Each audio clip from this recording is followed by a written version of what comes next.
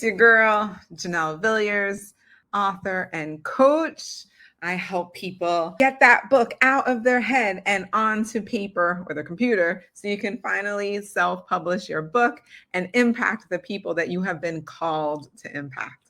I am super excited to have you with me today on another episode of the Other Side podcast, where we are all about the other side of that mental health journey, whatever it takes to get us on the other side of shame-based thinking, of healing, of loving ourselves, of growing, and just trying to be better versions of ourselves in this journey that we call life. I'm really excited to be with you today because today's topic came to me from social media, no less.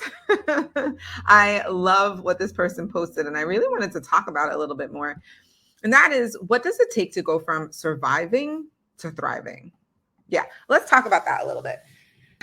Most of us are living quiet lives of desperation. We are just out here barely surviving, right? Just hanging on, doing whatever it takes just to keep your head above water, right? Whether if that's at work, you're doing just enough so that way they don't fire you. If you're in your business, maybe you're just barely making ends meet. You're able to pay your employees, but you're not bringing home the bacon, as they say, right? For your own livelihood. And it just feels like you're surviving, barely surviving for some.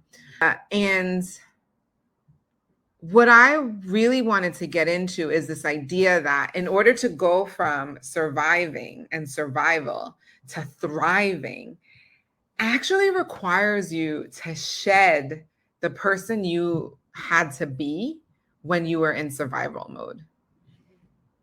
Let's think about that for a second. You had to create a certain way of being in order to survive, in order to make it through the day, in order to, again, keep your head above water, to stay afloat, whatever that is. You had to create a persona, a way of being in order to survive. But now you're going towards a new area in your life. You're going to a new area where you're thriving, right? Thriving. What does that feel like? The thrill of it, right? The anxiety that you no longer have, that you're no longer carrying, the worry that you are no longer carrying when you are living in a space of abundance, when you are living in a life that is thriving. That means you can't be the person you had to be in survival mode.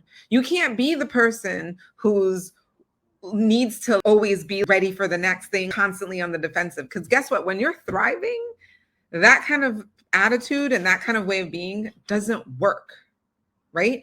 That person that you needed to be to survive, right? The one who couldn't let anyone in, God forbid you're vulnerable for a second, right? Otherwise you get eaten alive, all that stuff, right? That doesn't work in thriving mode. In thriving mode, you live in a world of abundance, in supernatural phenomenon, in just having more than what you need in order to do what you need to do to the best of your ability. And you can't be bogged down by that person that you are being when you were just surviving.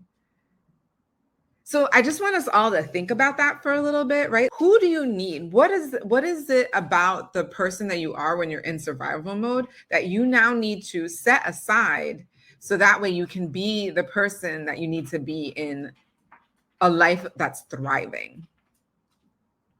When you're in thrival mode, right?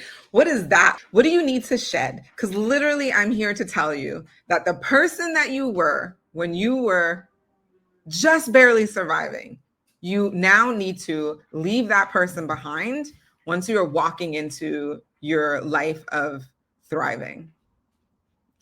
I hope that helps somebody out there today. If it did, please go ahead and share this with them, tag them if you're on social media. If you're on YouTube, hey YouTube, love you guys. Let me know if this was super valuable to you. Go ahead and subscribe, share, hit the notification bells, all the things. Really and truly, this just helps. Well, one, it confirms that what I'm saying is valuable to others. And two, it tells the algorithm the same message. So that way you get to see more of this in your feed. I hope you guys have an amazing day wherever you are, and I'll see you next week.